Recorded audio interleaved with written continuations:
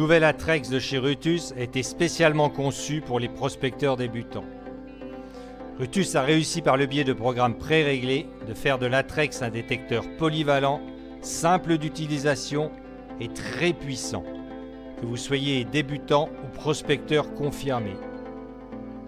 L'Atrex avec son programme basique vous permet de vivre l'aventure de la détection en mode multi.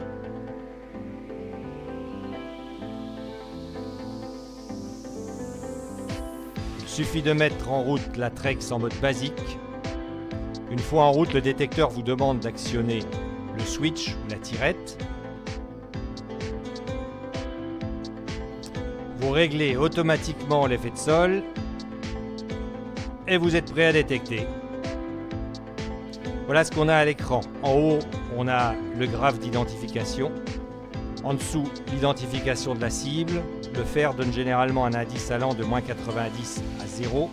Les cibles non ferreuses produisent un indice allant de +1 à +90. Ici, la cible non ferreuse produit un indice à 37. L'indice est plus fiable si la cible est plutôt petite, se trouve isolée et ne se situe pas en limite de détection. C'est important de noter que l'identification de la nature de la cible n'est pas fiable à 100%. La dextérité du prospecteur a son importance, ainsi que différents facteurs.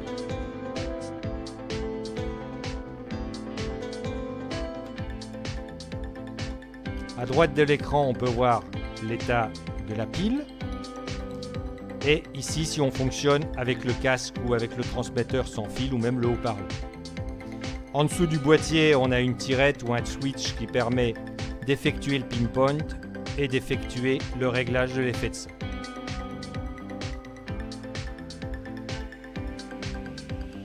En appuyant sur le bouton Enter et sur la flèche, enfin le plus ou le moins, on règle la sensibilité de l'appareil et le niveau de discrimination. Pour éliminer ou discriminer les ferreux, on enlève les valeurs allant de -90 à 0. En mode parc, la réponse des ferreux est masquée pour assurer une détection plus précise. Vous pouvez choisir parmi plusieurs paramètres pré-réglés. Le mode beach ou plage, il est parfait pour le sable gorgé d'eau de mer, mais aussi pour les champs remplis de scories ou de coques. Le mode forêt est un mode multimode. Là, le mode statique et le mode dynamique se combinent pour un maximum d'efficacité.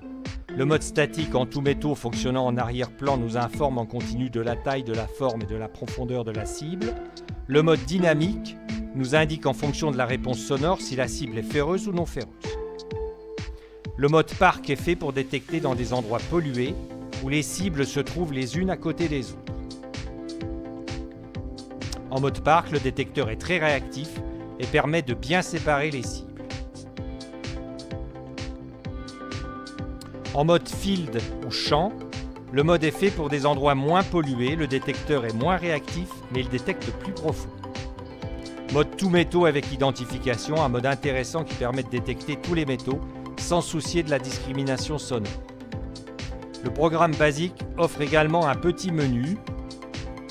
Par exemple, la réduction du bruit ou des interférences, si vous détectez à côté d'habitations, de lignes à haute tension ou s'il y a d'autres détecteurs autour de vous.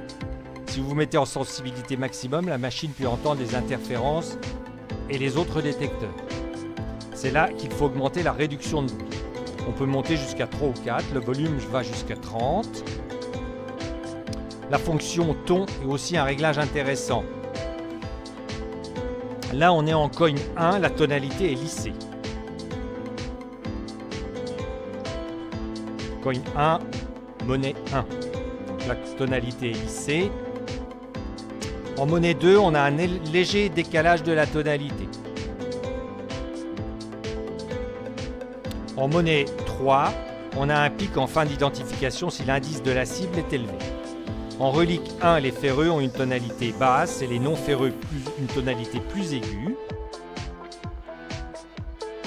En relique 2, on a une tonalité basse pour les ferreux, médium pour les cibles moyennement conductibles comme l'aluminium et haute pour les cibles très conductibles. Là, on est en relique 3 et on est en multiton. Le transmetteur sans fil permet de connecter n'importe quel casque multi d'une prise jack muni d'une prise jack 3,5 mm.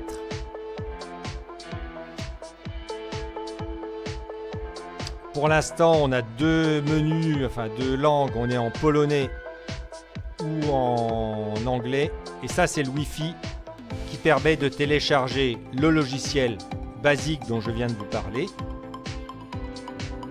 Là, je vais vous montrer comment on effectue un réglage de l'effet de sol. Il faut d'abord trouver un endroit où on n'a pas de fer, donc on se met en tout métaux.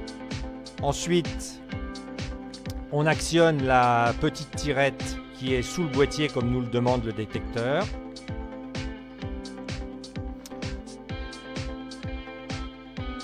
On va lever et baisser le disque 5 fois de suite. Et voilà. Le réglage est fait. Donc ça, c'est le programme basique.